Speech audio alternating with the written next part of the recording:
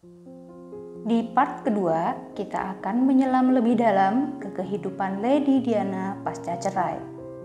Babak baru kehidupan yang seharusnya indah dan lebih baik, namun ternyata tidak bertahan lama. Tapi kalau kamu belum nonton yang pertama, klik link di atas ya, biar nggak ketinggalan.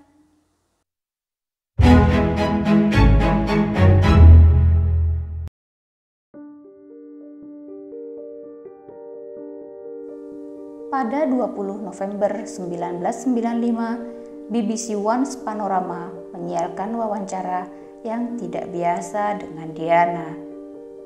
Dalam wawancara yang ditonton 15 juta orang di Inggris, Diana menggambarkan dirinya begitu terpukul dengan pernikahannya yang tanpa cinta. Ada beberapa poin penting yang diakui oleh Diana. Pertama, Diana mengakui mengalami depresi pasca melahirkan Pangeran William. Then I was unwell with postnatal depression, which no one ever discusses postnatal depression. You have to read about it afterwards. And that in itself was a bit of a difficult time. You'd wake up in the morning feeling you didn't want to get out of bed, you felt misunderstood, and just very, very low in yourself. Was this completely out of character for you? Yes, very much so. I've never had a depression in my life.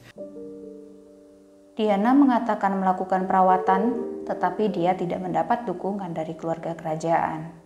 What was the family's reaction to your postnatal depression? Well, maybe I was the first person ever to be in this family who ever had a depression or was ever openly tearful. And obviously that was daunting, because if you've never seen it before, how do you support it? Dan tentu saja, wawancara ini membahas perselingkuhan Pangeran Charles yang telah menjadi rahasia umum. Around 1986, again according to the biography written by Jonathan Dimbleby about your husband, he says that your husband renewed his relationship with Mrs. Camilla Parker Bowles. Were you aware of that? Yes, I was. But I wasn't in a position to do anything about it. What evidence did you have that their relationship was continuing even though you were married? A woman's instinct is a very good one. Is that all? Well, I had knowledge of it. From staff? Well, from people who minded and cared about our marriage, yes. What effect did that have on you? Pretty devastating. Rampant bulimia, if you can have rampant bulimia, and just a feeling of being no good at anything and being useless and hopeless and failed in every direction. Wow. Do you think Mrs. Parker Bowles was a factor in the breakdown of your marriage? Well, there were 3 of us in this marriage, so it was a bit crowded. Diana juga secara mengejutkan mengungkapkan hubungannya dengan James Hewitt. Another book that was published recently concerned a Mr. James Hewitt, in which he claimed to have had a very close relationship with you from about 1989, I think. What was the nature of your relationship?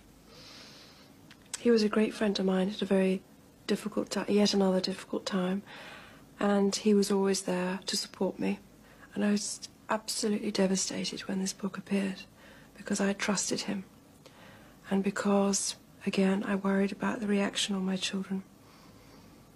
And yes, there was factual evidence in the book, but a lot of it comes from another world. Didn't equate to what happened. What do you mean? Well, there was a lot of fantasy in that book. And it was very distressing for me that a friend of mine who I had trusted made money out of me. I really minded about that. And he'd rung me up 10 days before it arrived in the bookshops to tell me that there was nothing to worry about. And I believed him stupidly. And then when it did arrive, the first thing I did was rush down to talk to my children. And William produced a box of chocolates and said, "Mummy, I think you've been hurt. These are to make you smile again." So... Did your relationship go beyond a close friendship? Yes, it did. Yes. Were you unfaithful? Yes, I adored him. Yes, I was in love with him. But I was very let down. Dan sebelum wawancara berakhir, Diana mengungkapkan perasaannya mengenai jabatan sebagai ratu. I'd like to be a queen of people's hearts, in people's hearts. But I don't see myself being queen of this country. I don't think many people would want me to be queen. Actually, when I say many people, I mean the establishment that I'm married into, because they've decided that I'm a non-starter. Why do you think they've decided that? Because I do things differently. Because I don't go by a rule book. Because I lead from the heart, not the head. And albeit that's got me into trouble in my work, I understand that. But someone's got to go out there and love people and show it. And do you think that because of the way you behave, that's precluded you effectively from becoming queen? Yes, well, not precluded me, I wouldn't say that. I just don't think I have as many supporters in that environment than I did. Yeah. You mean within the royal household? Mm-hmm. Mm-hmm. They see me as a threat of some kind. And I'm here to do good. I'm not a destructive person. Why do they see you as a threat? I think every strong woman in history has had to walk down a similar path. And I think it's the strength that causes the confusion and the fear. Why is she strong?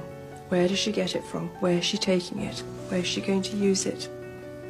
Why do the public still support her? When I say public, you go in and do an engagement and there's a great many people there. Tahun sebelumnya, Pangeran Charles melakukan wawancara serupa di mana dia mengakui tidak pernah mencintai Diana. Selain itu, dia juga mengakui perselingkuhannya dengan Camilla Parker Bowles dengan klaim bahwa itu terjadi setelah pernikahannya rusak.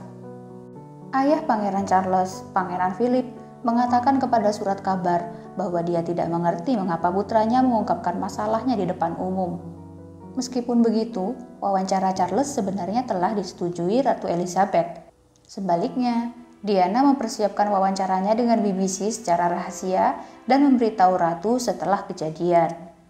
Tentu saja, hal ini membuat banyak masalah besar.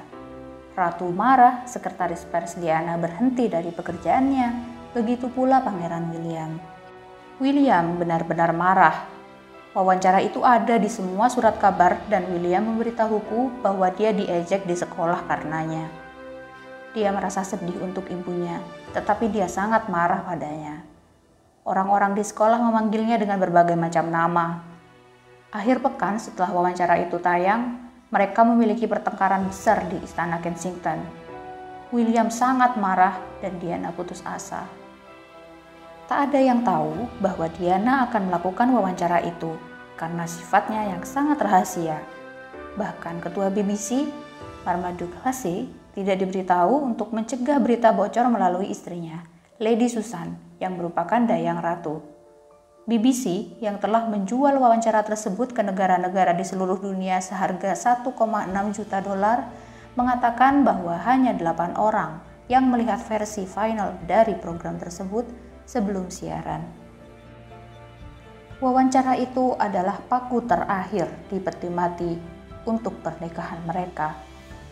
Ratu mendesak Diana dan Charles untuk secara resmi mengakhiri pernikahan mereka. Setelah negosiasi panjang, perceraian pasangan itu menjadi final pada 28 Agustus 1996.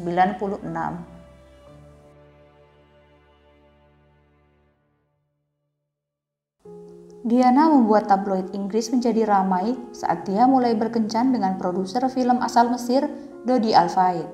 Dodi adalah anak tertua dari Muhammad Al-Fayed, pemilik departemen store mewah terkenal di London, klub sepak bola Fulham, dan Hotel Ritz di Paris. Dodi dan Diana pertama kali bertemu saat masih menjadi istri Pangeran Charles, tepatnya saat pertandingan polo 1986 ketika Charles dan Dodi berada di tim berlawanan. Pada musim panas 1997, Muhammad Al-Fayed mengundang Putri Wales dan putra-putranya untuk menghabiskan waktu di kapal pesiarnya di selatan Prancis. Di sana, Diana mengenal Dodi lebih jauh.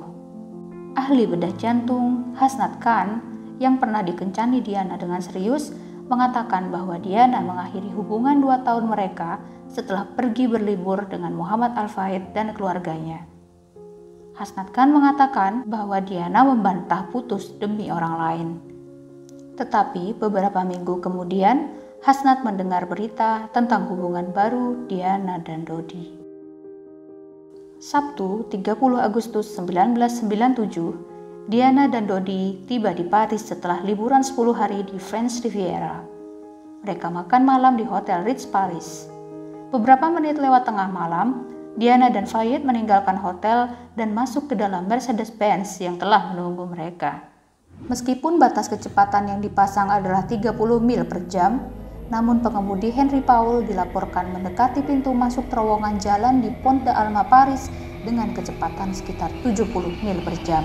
Menurut laporan, Paul kehilangan kendali atas mobil dan bertabrakan dengan pilar di tengah jalan raya.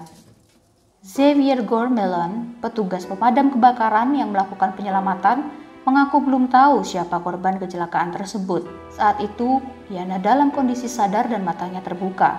Tidak ada darah sama sekali, hanya sedikit luka di bahu kanan sang putri. Xavier menoleh dan melihat Dodi tak bernyawa, lalu menoleh lagi ke pengawal yang menggeliat dan Henry Paul, si pengemudi yang sudah terbujur kaku. Xavier pun memberi oksigen ke Diana, lalu membawanya keluar dari mobil. Dia memegang tangannya dan menyuruh Diana untuk tetap tenang. Diana dilarikan ke rumah sakit. Setelah operasi 2 jam, dokter gagal menyelamatkan nyawanya. Diana dinyatakan meninggal jam 4:53 pagi, tanggal 31 Agustus 1997. Jenazah Diana kemudian dikembalikan ke Inggris dengan pesawat dari skuadron kerajaan. Charles, Lady Sarah, dan Lady Jane menemani peti mati Diana dalam perjalanan pulang. Pemakaman Diana digelar pada 6 September 1997. Seperti pernikahannya, pemakaman Diana pun menjadi tontonan besar. 2,5 miliar orang menyaksikan prosesi pemakamannya di televisi. Prosesi dimulai dari Istana Kensington. Peti matinya diletakkan di atas kereta yang ditarik oleh 6 kuda hitam. Ribuan pelayat memadati jalan, dengan William dan Harry berjalan di samping peti mati ibu mereka ke Westminster Abbey. Sebagai pengakuan atas pekerjaan amalnya, perwakilan dari badan amal tempat dia bekerja diundang untuk berjalan di belakang peti matinya. Peti itu kemudian dibawa ke Altop dan sang putri dimakamkan di sebuah pulau kecil di tengah danau hias. Setelah itu, Ratu Elizabeth memilih untuk tinggal bersama Harry dan William di Balmoral. Menurut Pangeran William, Ratu melindungi cucunya dari berita. Namun, karena tidak segera membuat pidato berkabung, Ratu dan keluarga kerajaan dikritik masyarakat.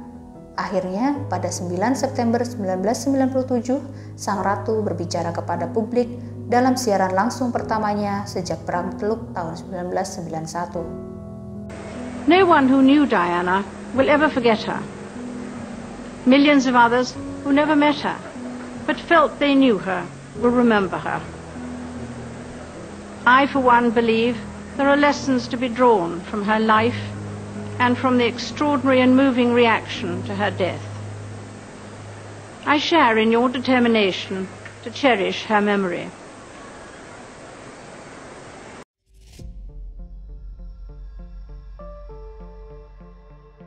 Awalnya, beberapa fotografer disalahkan atas kecelakaan tersebut.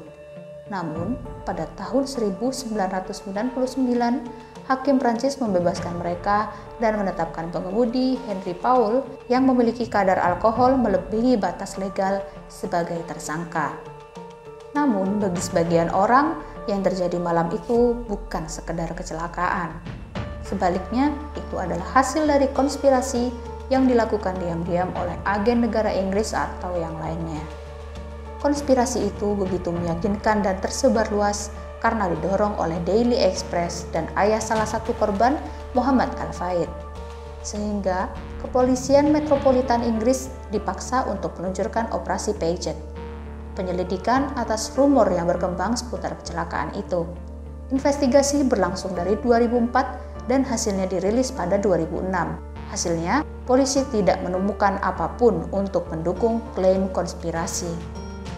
Penyelidikan Scotland Yard juga menyimpulkan bahwa pengemudi bersalah. Namun pada bulan April 2008, juri pemeriksaan Inggris memutuskan bahwa pengemudi dan paparazzi bersalah atas pembunuhan di luar hukum melalui kelalaian mengemudi dan tetap tidak menemukan bukti konspirasi.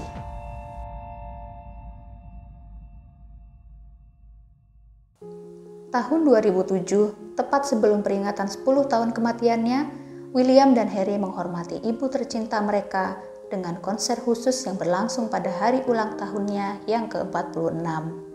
Hasil dari acara tersebut disumbangkan untuk amal yang didukung oleh Diana dan putra-putranya.